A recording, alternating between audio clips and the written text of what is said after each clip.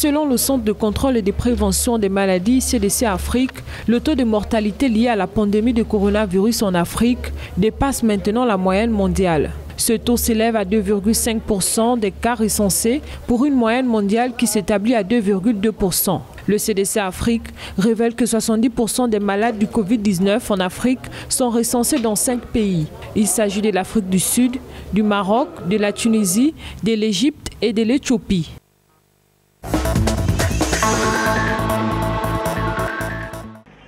En Côte d'Ivoire, les indicateurs d'alerte ne sont pas atteints malgré une reprise de l'épidémie du nouveau coronavirus. Selon le gouvernement du pays, 25 751 cas d'infection ont été enregistrés à ce jour avec un taux de guérison de 93% et un taux de létalité de 0,5%.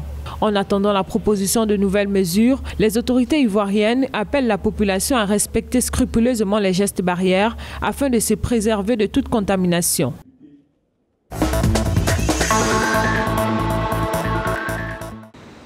Selon la presse marocaine, le gouvernement indien a autorisé les exportations commerciales de vaccins contre le coronavirus et les premiers envois ont été expédiés le 22 janvier au Brésil et au Maroc, indique le ministre indien des Affaires étrangères. Notons que les doses de vaccins mises au point par le fabricant de médicaments britannique AstraZeneca et l'université d'Oxford sont en cours de fabrication à l'Institut du Sérum de l'Inde, le plus grand producteur mondial de vaccins, qui a reçu des commandes des pays du monde entier.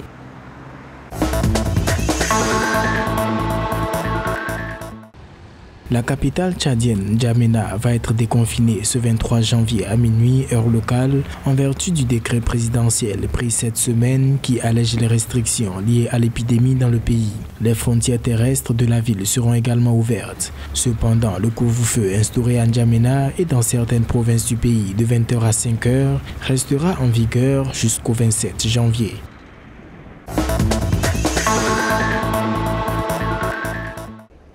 Le ministère tunisien de la Santé a signalé 2511 nouvelles contaminations au Covid-19 transmises localement suite à 8388 tests de dépistage journaliers.